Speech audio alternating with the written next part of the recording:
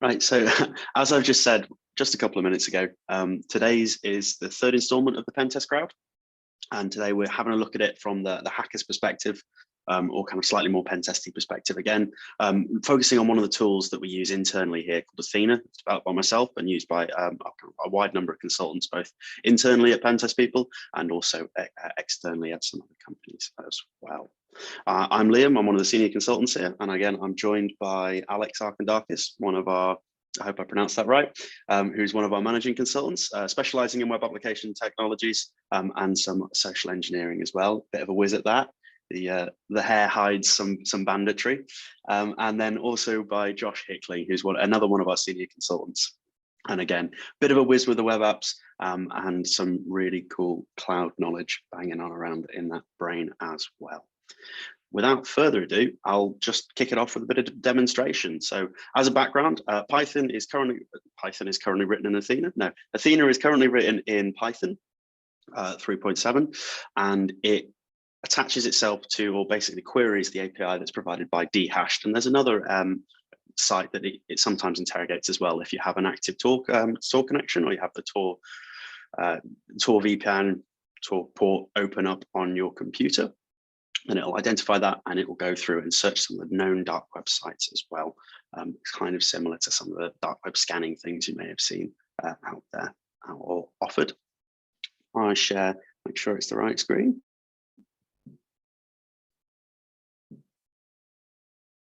Can we all see this? You should see two terminals. Yeah, we can see that, right? Two terminals, that's good. That's what we like. Now, here's where I lay down the gauntlet, throw down the gauntlet, lay a challenge out. Is there anyone in the audience today? Audience participation always being a bit of a hit or miss situation. Is anyone in the audience today that wants us to run an obfuscated version of this on their domain? So it obfuscates everything properly. So it's never going to display any information. But is anyone out there that's brave enough that thinks there's absolutely no way our security is so tight that we can that anything's going to be leaked, and you're happy with me doing it here?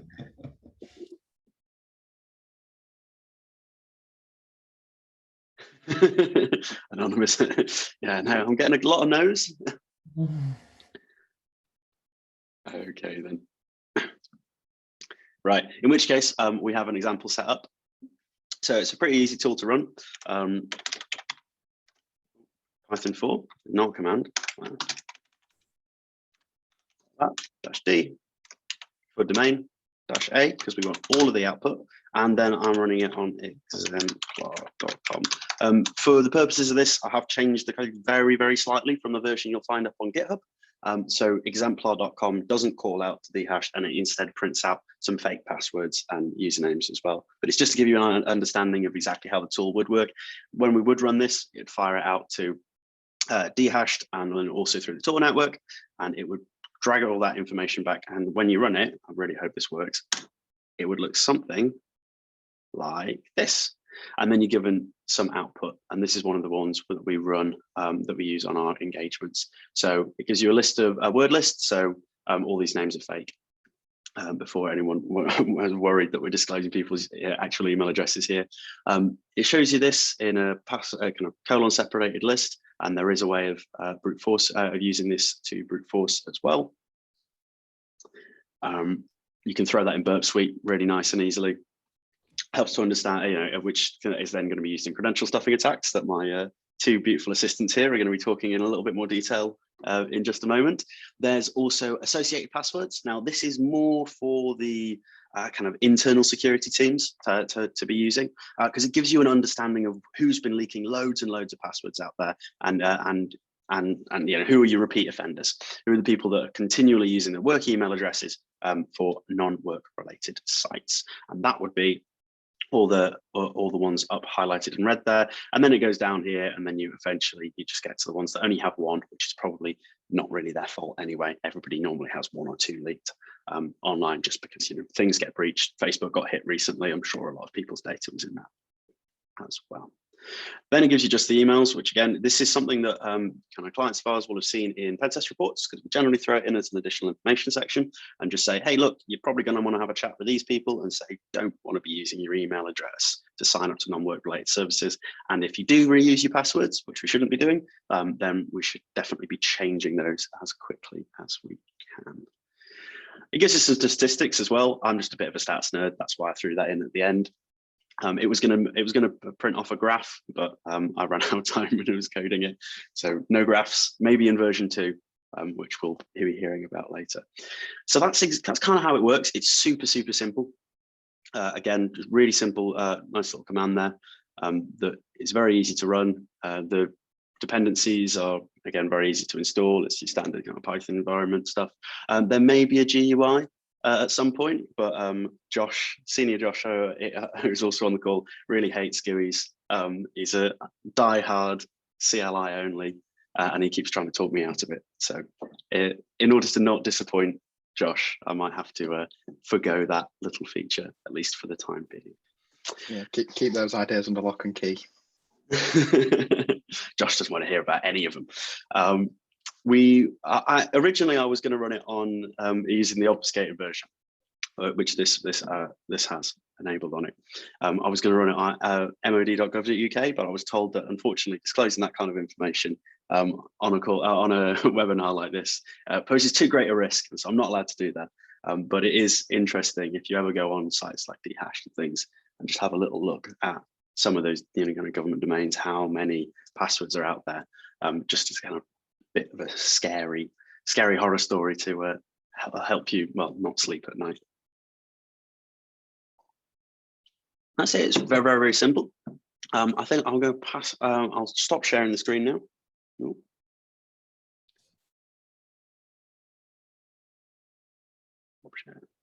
There we go. And I think we're back now to.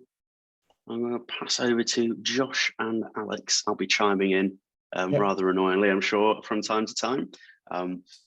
So just to give a little bit of a background about why this tool is used and where it's pulling data from and that kind of thing. So Liam's mentioned that it's pulling from Dhash. So Dhash is an online service that essentially they go out and they buy password leaks or password dumps. So when someone has gone and they have signed up to your one of your staff members have gone and signed up to an application, could be Facebook, could be Twitter, could literally be anything, but with your work email account, and that application has been compromised, they then sell the lists of credentials online so that they can be used by a malicious threat actor. And Athena is essentially a tool that's sitting on top of Dhash to scrape it and put it into a really nice, easy, readable format. Athena was written by Liam, which is why he was introducing it earlier. It's a really cool bit of software. But to put it into perspective for you, there are billions and billions and billions of credentials on Dhash or that have been leaked in general. So this kind of tool is really powerful because we can scrape known usernames and passwords, and then we can very easily put it into some kind of brute forcing tool afterwards. So one of the things to consider here is that with the power of a database, with that many different sets of credentials in it, a lot of them are still going to work, which we'll get into a few more war stories about when it has worked for us in a moment. But if you think about it in a sense of there are billions of sets of credentials that you can pull, if you can use Athena and then put that into some kind of brute forcing script that would then go and try maybe 10 of the most popular web applications, Facebook, LinkedIn, that kind of thing, you could essentially, in theory, almost take over half of the internet or a large majority of the internet, depending on how many of these credentials actually work. So the reality of this kind of attack is that the scope is unlimited, more or less, because it's just about gathering as many different sets of credentials as you can. Now, don't get me wrong, a lot of the credentials that are on Dhash won't work because they will be old credentials that have been changed since, but a lot of them still do work. And if you think that all it really takes is an attacker to acquire a password list or a credential dump list as it is released, for most of the credentials to work. And unfortunately, to this day, we're still reusing passwords a lot of the time. Instead of using password lockers, there's just no way that with the 50 or 60 web applications that we all have to use nowadays, or even our internal network logons and things, it's impossible for humans to even begin to think that they can remember all of those different passwords. So in reality, having one excellent password that you remember, and then a password locker that contains all of your credentials in them to for your other applications that you don't even know that have been generated by your password locker, then that kind of approach would obviously make this attack a lot less, well, it would make it a lot less likely that would actually be able to exploit your company or exploit your business. So a lot of you would have heard of the Have I Been Pwned database, where you can search to see if your emails have been in any leaks. A really easy way to explain dehashed is that it's basically have I been pwned, however we can get the credentials as well. So it's not just telling us if we have been in leaks or anything like that. So yeah, it's a really, really powerful database with a really powerful tool on top of it that has more or less unlimited potential depending on what you can do with the credentials or what your end objective actually is. So I think one thing that people will be particularly interested in is, password locker being a password manager, depending on your slang talk, basically. That just in answer to DJ Jutler as well in the comment section. So do feel free to ask us any questions in this section, and we'll try and answer these whilst we're live as well. I think I will pass over to Josh, who will probably speak to you a little bit about some of the sort of real world implications and what to do if you do realise that your credentials are on somewhere like dehashed at that point. Yeah, no worries, mate. So just a couple of talking points. I think a lot of people, I guess, will be interested in kind of mitigation techniques surrounding sort of credential stuffing. You know, there isn't one simple answer to it.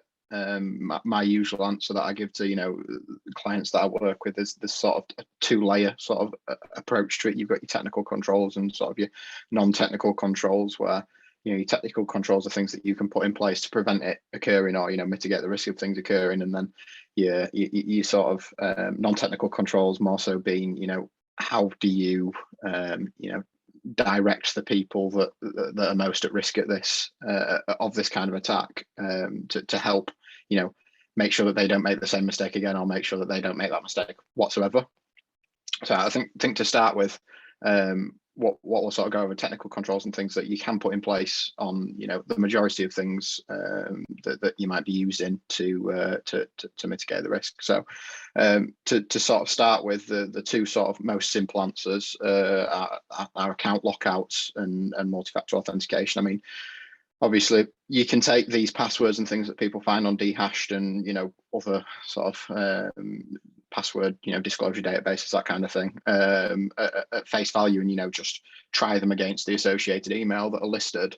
But more likely what's going to happen is if somebody finds out that, you know, you're not using some sort of form of account lockout, or, you know, there's no sort of defenses in place to stop people just firing, you know, countless attacks off at login portals and that sort of thing, is they'll permutate the passwords. So say, I don't know, Steve in accounting's got the password one, you know, it's a trivial example, but what will happen then is, you know, if that's been targeted against your organization, then typically that password will be permutated to make sure that they haven't used that sort of base word with any other sort of extension. So, you know, 123 on the end of it, 123 exclamation mark, you know, capital first letters, that sort of thing, leet speak, all that kind of thing are things that we typically go after when pen testing, and also real world attackers would go after, you know, when actually attacking things.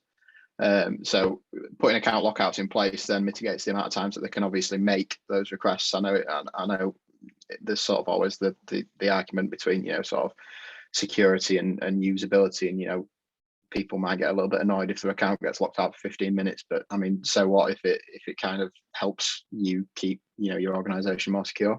And then touching on sort of the last half of what I mentioned before is multi-factor authentication.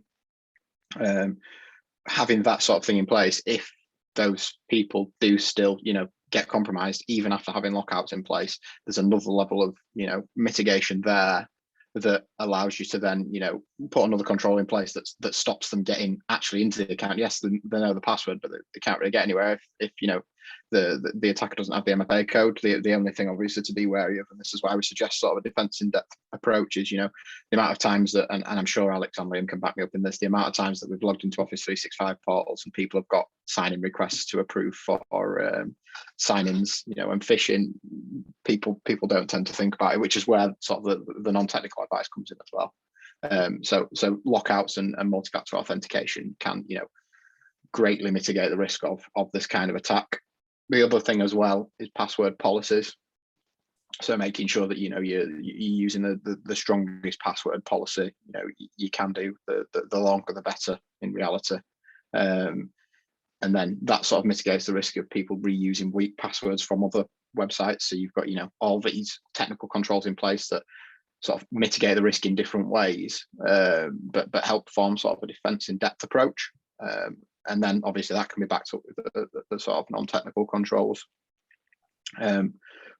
Just to touch on the non-technical controls, I mean, it'll seem a little bit, I guess, wish-washy in a sense that, you know, we can't say this is exactly what you need to do. But one thing that I always advise clients to do is, you know, get agreements and policies in place with employees to say, you know, you must not use this email address outside of work unless agreed.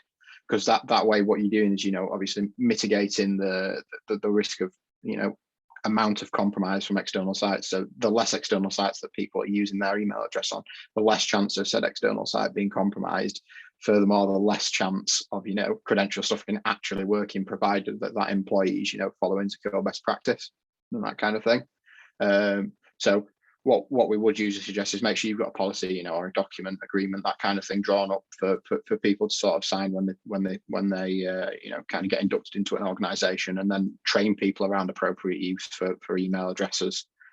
So, you know, make sure you're not disclosing it online, you know, make sure you're not plastering your personal email all over LinkedIn, because again, that's more leverage that people can use. And then that way you've assumed sort of the sort of thickest defenses in a way, because you have these technical controls in place, but you also have these non-technical controls in place that will then, you know, aid each other. Will sort of work in tandem, if you will.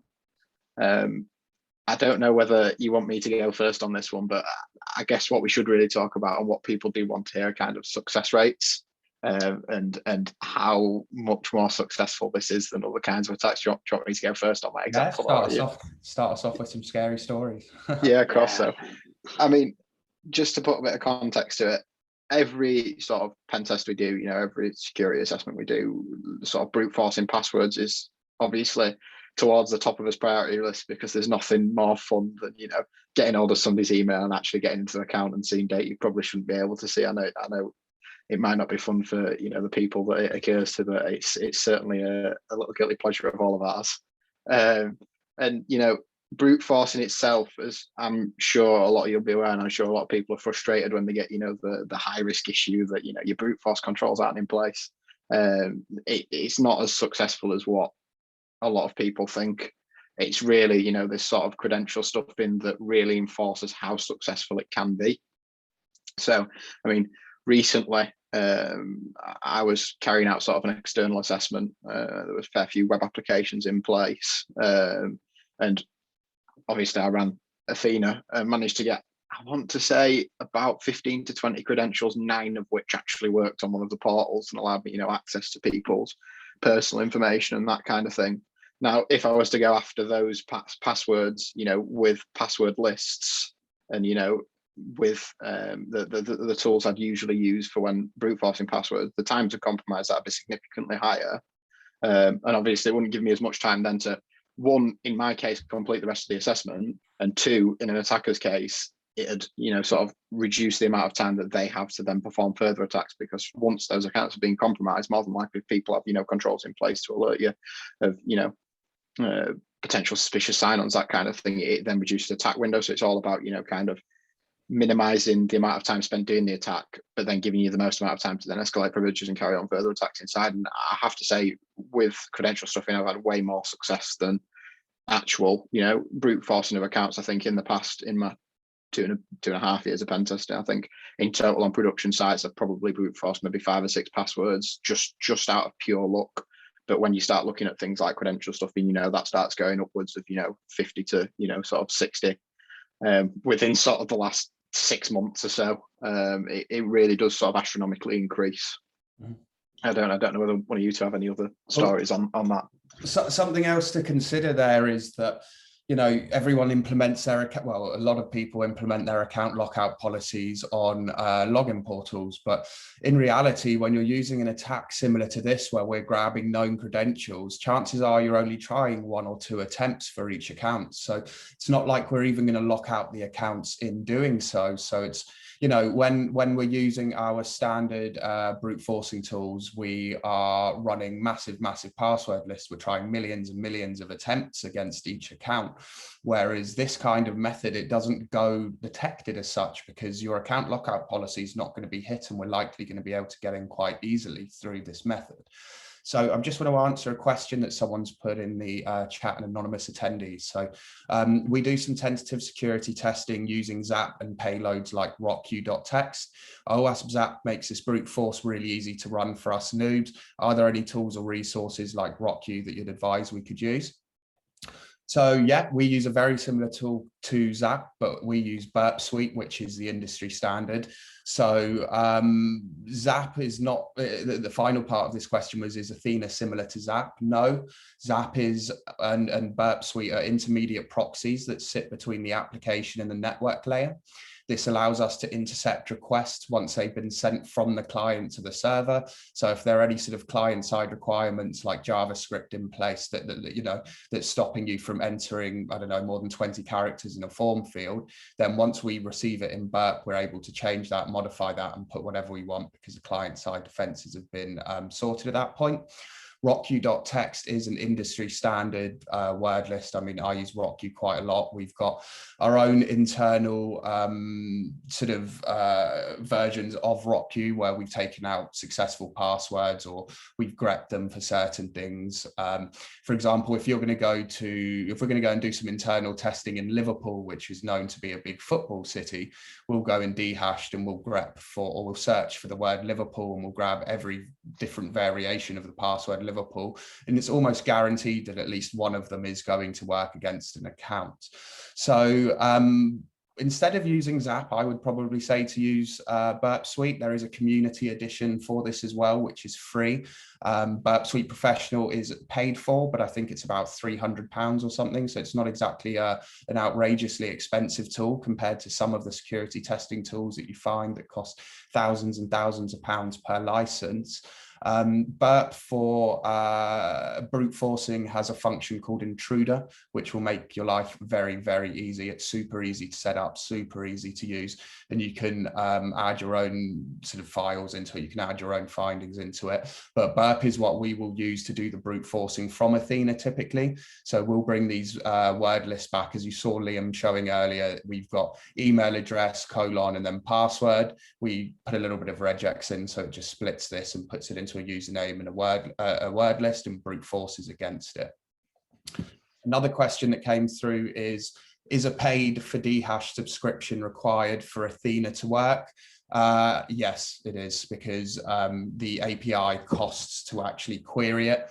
It is very, very cheap to use. Liam, is it?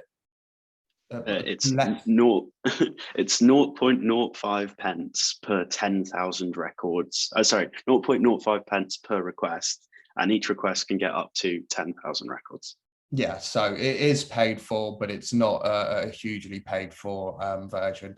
And yeah, as a response to my recommendation about Burp, yeah, the community version does have a throttling so that you can't brute force as quickly, whereas Zap doesn't. So I think Zap is a bit better as a free tool, but if you're going to go and purchase or pay for something, then Burp Suite's definitely the way to go.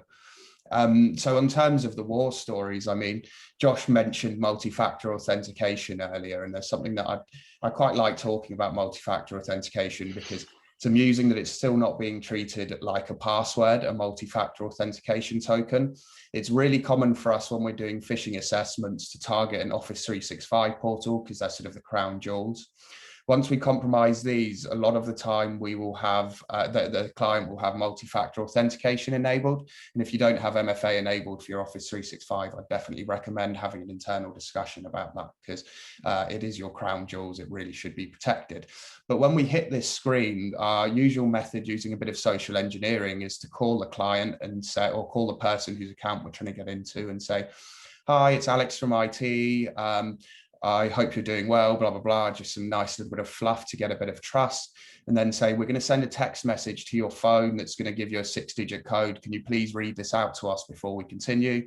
No one ever questions it. They just read it out. Alternatively, you can send a push notification to people's phones. And the typical way for someone to try and get rid of their push notification is just to tap on it. So sometimes we don't even bother calling people. We just send a push notification and wait a minute or two for someone to click on it. And then it allows us to sign in. I would love to tell you that this wasn't common, but this is really, really, really common. So when you come to your security awareness training, when you're talking about passwords, you need to be talking about how multi-factor authentication needs to be treated exactly like passwords as well.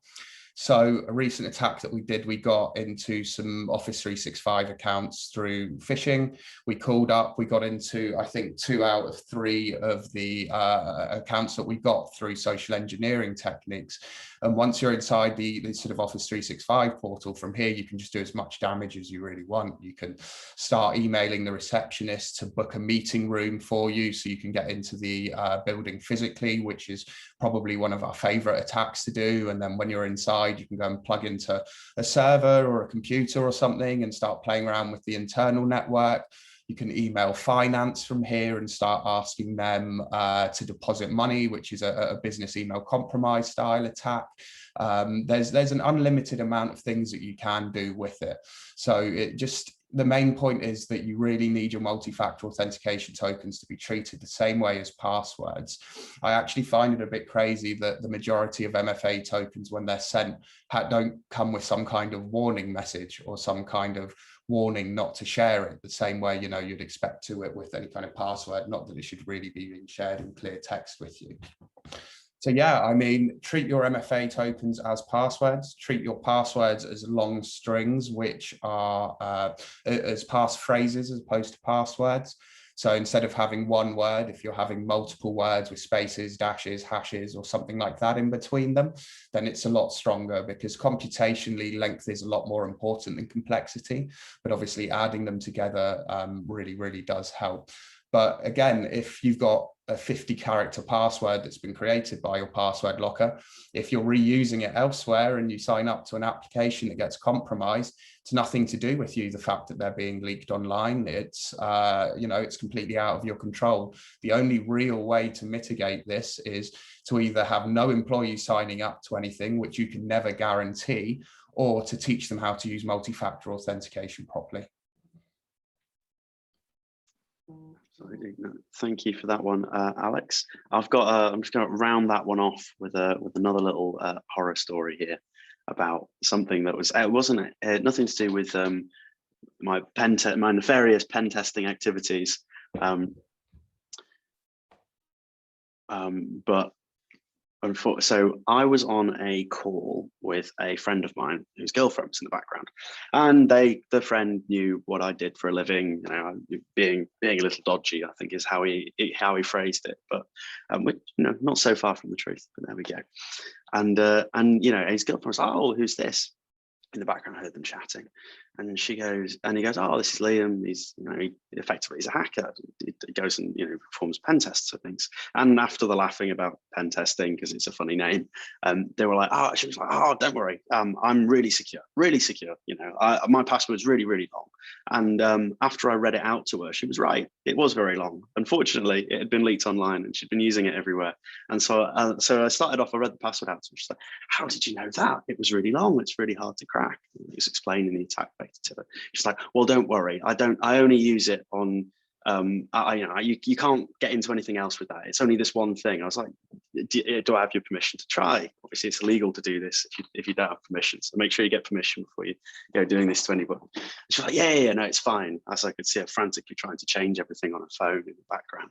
And so I started reading her emails out to her, at which point she went, yeah, no, okay, fair enough. I'll need to use more secure passwords. Now, that's a quite extreme example of how to scare somebody straight. But it does also round home the point that it doesn't matter how long your password is, if you're reusing it, people like us, or more worryingly, the more nefarious side of hacking, the actual hackers, black hats as they are sometimes referred to, also will be able to see that password. And I guarantee you they're going to do a lot more damage than have a little bit of fun on a Zoom call. Sorry, I've just got a point. The question that you had before, the first question you answered, Alex, about testing passwords as well. One thing to know is obviously these password lists that you do find online, things such as RockU and top 1,000 passwords, top 1 million passwords, what have you. Fantastic, but if we're talking about sort of kind of security testing and how we test things as well, one tip for actually looking at brute forcing people's passwords is just sort of like I said earlier, if you can find some online, there's a tool called RS Mangler that's installed by default on Kali. You can run password lists through that, and it'll mangle all the different permutations of the password list that you've provided it. So one useful thing that we find is location, wherever the offices are, street names, people's names, that kind of thing. If you run that through there and then use that as a password list, have it as a more targeted attack, that then also yields some good results. Which, I mean, typically when I brute force passwords, that's the sort of thing that you'll be doing, finding these passwords online, mangling them, and then that's sort of the best success for brute forcing. I just thought I'd add that quickly, and that's free and installed by default on Kali. Should be fairly easy to find. Yeah, absolutely. I mean, doing that little bit of research and reading into where the company's located, what road name it's located, even what number the building is that people are actually in. Humans, as much as they like to think they are not particularly creative, especially when it comes to something they don't think anyone's ever going to see. So sitting in, I don't know, number 50 red building would quite easily turn into your password becoming 50 red building, or what's probably more likely, capital RED building 50 1 exclamation mark, or something along those lines. Something to note there is that these password permutations are partially our own fault, the password permutations that people are getting into, because having a password policy change or a forced password change every 3 months, again, humans aren't particularly creative, especially when they don't think anyone will see it. So adding a 1 on the end or adding an exclamation mark or something related to that on the end is really the easiest way to do it. But if you're using password blockers and you can be sure that none of your staff are signing up to accounts using your email address online, then you can reward them for this, and you can lengthen the time between password changes. Now, I'm not saying get rid of forced password changes altogether, because they obviously do have merit and they are needed. But if you know that you've got a strong password locker, you've got a randomly generated password that's come from that, for example, then you can potentially move it from 3 months to 6 months, or maybe even a bit longer, depending on your internal discussions and what you think it's getting to. And teaching humans and educating humans about security is a massive task that I think people are realizing more and more now, that regular security awareness training is absolutely needed to be able to just even get people doing the basics online properly. A lot of the people in here are probably security focused, so there's a lot of things that might come naturally to us due to what we've been studying that the average person in a different department that's non-technical wouldn't think of. They wouldn't think just a 1 and an exclamation mark at the end would be so easily predictable by security staff. But obviously we sit there and we train people, and we study people, and we study passwords and that kind of thing, and actually humans just follow almost the same habit as each other. So changing passwords less is definitely helpful, assuming you have the kind of correct infrastructure and things in place to be able to do that. I think one other point as well, I didn't sort of go over when we were talking about it, sort of what do you do if you find that these credentials are leaked online?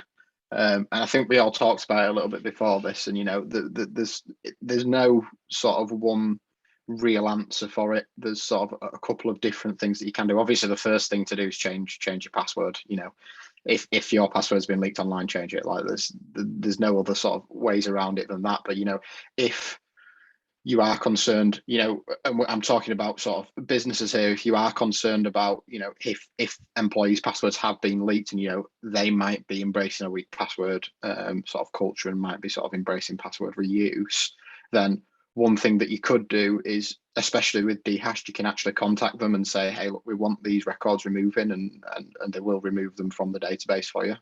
And there's sort of like a form in there, so when you search for your domain, you know, you find something that relates to your domain, you can sort of file for it to be removed, which is definitely a way of going about, you know, securing your business rather than at a personal level. But obviously at a personal level, we'd also sort of just advise changing your password. I know it sounds like a little bit of a given, but you'd be surprised at what some people are like. And then I think the other couple of bits that I wanted to cover, I think we spoke about it again yesterday, were just sort of the thinking points off the back of this. So sort of the dangers of password reuse. I think we've already gone over that, and, you know, potential promotion of, you know, weak password cultures. So if these people are using, you know, this weak authentication, they're not using MFA, they're not using, you know, sort of strong password policies. There needs to be obviously those sort of non-technical documents and that security training. As Alex said, there's got to be an importance put on that in security training to make sure that these weak password cultures and password reuse is not embraced and not, you know, carried throughout, especially a business as a whole, because the amount of times that you'll go on internals and, you know, you'll brute force the password that's like, I don't know, the season and the year. Like it's quite surprising, and obviously the same sort of rings true for credential stuff. And if those credentials are, you know, disclosed online and they are particularly weak and they are being reused elsewhere, users need to know about it. And I think you touched upon it, Alex, as well. Passphrases, like we'd always recommend that you use passphrases. I don't know if you, Liam, Alex, I don't know if you two have got any more input on passphrases specifically. I know personally. As long and random as possible, really. Try not to, you know, this is why using the password locker or the password generator is really, really powerful, because you go in there, you say you want it to be 50 or 60 characters, you say that you want it to be words, you know, and you want it to permutate the words so that they're not dictionary based words, because there are several different types of brute forcing. You've got dictionary based brute forcing, which is what we usually use, which is trying common words. Then you've got true brute forcing, which is actually generating every single combination of every single letter in the alphabet and every number and every character and every key as well. So use your password locker, get it to generate as long passwords as possible. And if you're trying to sign up to a site that has a maximum password policy that's really slow, then, you know, complain about it, moan about it, make some noise about it and try and get them to change it. We've got 3 questions that have come through that I'm just going to have a quick look at. So, do you mind if I just jump in onto passphrases? For if you don't have a password manager or you don't have a password locker, and you're absolutely dead set against going against setting one up, I think probably the best way of creating those passwords is have a look around your desk or around your room and just pick 5 objects randomly, make sure one of them's capitalized, separate them some random bits of punctuation, maybe throw a bit of leet speak in there. It's the easiest way. And then you can normally just kind of like, oh yeah, no, that's my password. And especially everyone's working from home now, so you can just go, what was my password again? Just look around and go, oh right, that's what it is. And then as Alex saying, there is a couple of questions that have just come in. I think that what's the best and or worst password you've come across? I think the best password I ever came across was Josh is shaking his head and I don't know why. I can't repeat it. I honestly can't repeat some of the passwords that I've seen that are actually horrendous and, you know, really not safe for work. But the amount of 4-character passwords that you'll see are actually insane too. I'll let you take your example, Liam, because it's definitely more safe for work than mine. I had a kind of expletive and then the expletive name, and the name was the person's boss, after I checked on LinkedIn, which was which wasn't great. Apparently they were not flavor of the month for whatever reason. And yeah, so that's where the best passwords I've seen are just the 60-character ones that you very rarely get. I pulled a couple of those out of DHash using Athena, and you're like, yeah, no, fair enough. Probably using a password manager, very unlikely this is going to work. Yeah, I think it's quite common to see "I hate my job" and things that are similar to that, which I can't understand why, because I would feel really, really depressed typing that in every day if I in fact did hate my job, which for the sake of this call, I've got to say I don't, of course. So James has asked us, how often would you suggest to do cybersecurity training? And this is kind of dependent on your organization, and we're going to give you a really high level security best practice, but either quarterly or twice a year is probably the best time to do it, and when any new staff start at your company. So when we're looking for people to target for targeted phishing campaigns, we will go on LinkedIn, and we'll typically look for people that have been at the company for less than 3 months or less than 5 months, because chances are they haven't had any security awareness training at this point. And even more of a bonus if we can tell that they've literally just left university and been in the job for 3 months, so they've never had a sort of professional office-based job. But on that note, I mean, I think it's also about making your cybersecurity training interesting. I know that it's a fairly flat subject at times, especially to people who aren't particularly interested in it. But instead of creating a presentation that could cure insomnia, it's about trying to find a more interesting route or a way to actually relate to your staff members a little bit more and sort of speak to them and find a more impactful way of doing the cybersecurity training. For example, running some form of phishing campaign beforehand so that you have all of your results there, so that you're able to talk to everyone individually about them being actually compromised. That makes a massive difference, and it also brings it to a bit of a real world situation where they realize that it's actually happened. It's also about trying to encourage them to take security into their personal life as well as their work life. Anything to add to that, Liam? Oh, you're muted, Liam. Goodness, now it's my turn. What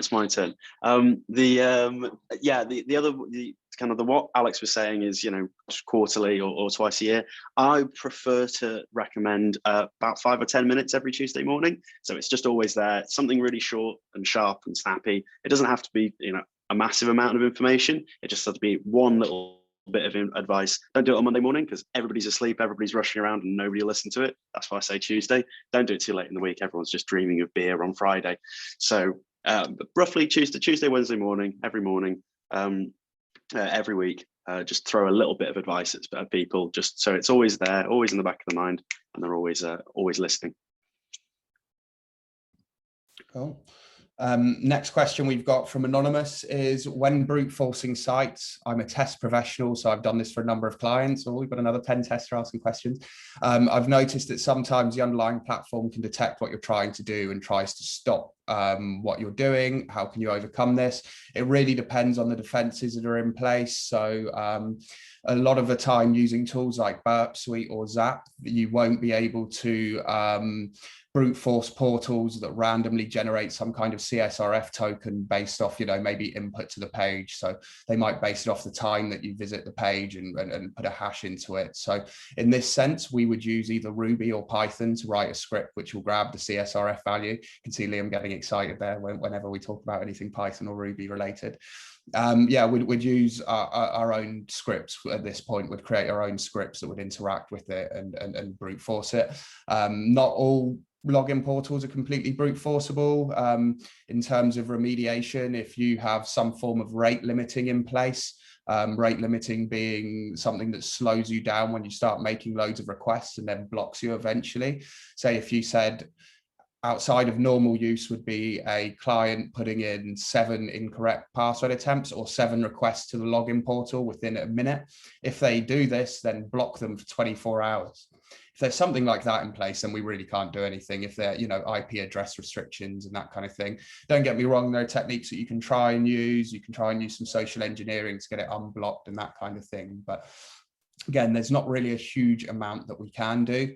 The next comment was a the next question, I guess, was more of a comment from another anonymous attendee saying it's really interesting to see that when we see a password that's clearly been created by a password locker, we don't really try going any further and it puts us off.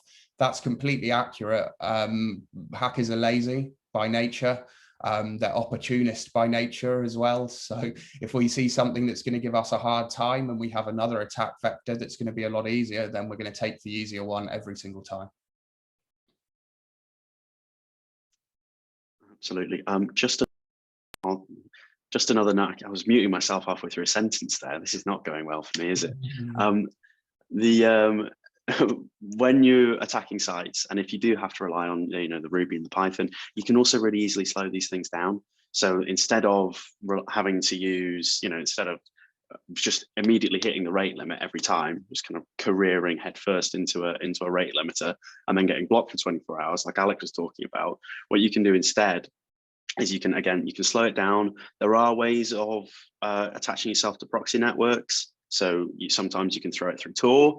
Tor nodes generally get flagged by Cloudflare and things like that, though, because they're really dodgy by nature. But yeah, there are other kind of mitigation techniques if you're coming at it from a more offensive mindset that you can use to bypass these things. And again, rate limiting is one of them, and then the other one is using kind of big kind of proxy bunches, so you can just throw a request in, it'll come out a random IP and come back to you. And then on agree, yeah, we are horribly lazy. Thank you for outing us all there, Alex. Is CEWL useful in real life pen tests? That's from Adam Oliver. Alex, you seem to be jumping the gun here. You want to jump in on that one? CWL, according to my quick Google search there, I'm not going to lie to you, is used for spidering applications. So we have inbuilt spiders into Burp Suite and into Zap and that kind of thing as well. So whilst it might come in useful at times, spidering is just almost an instant thing that we do through Burp Suite as soon as we start doing a test. So some people may use it in pen tests, but I find it unlikely that any pen testing professionals would use it just because of the ease of using the inbuilt spider and Burp. Just for those who don't know, spidering an application is basically just figuring out the website map. So going to all the different pages, noting down all the links, clicking on those links, going to the next page, grabbing all the links from that, and so on and so forth. And just popping back to scripting again, we have an internal tool as well that clones applications, the pages and the sites by doing that, so we can interact with them offline, which is another kind of cool little trick if you're out of scope and you still want to have a little play around. And we have local copies of them that will like link up together, which is pretty cool. Then Seal can also be used to scrape pages and compile word lists. Another anonymous attendee. When Alex said anonymous earlier, I was like, oh no, they're not those guys, not the DDoS guys again. They're wrecking havoc somewhere, I'm sure.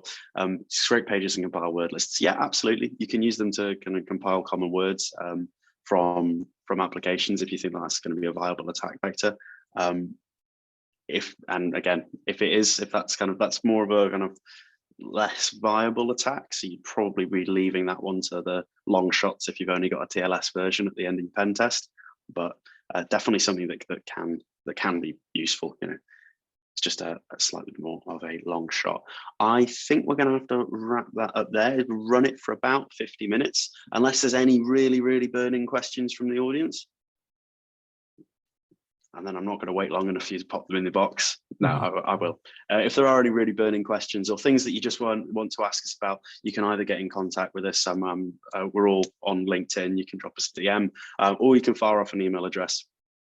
Fire off an email to one of the kind of email addresses that have been published online for pen test people, and we'll be sure to get back to you at some point. I've been Liam. That's Josh and Alex, and thank you very much for attending today. Cheers, everyone. Thank you very much. Cheers. Thank you.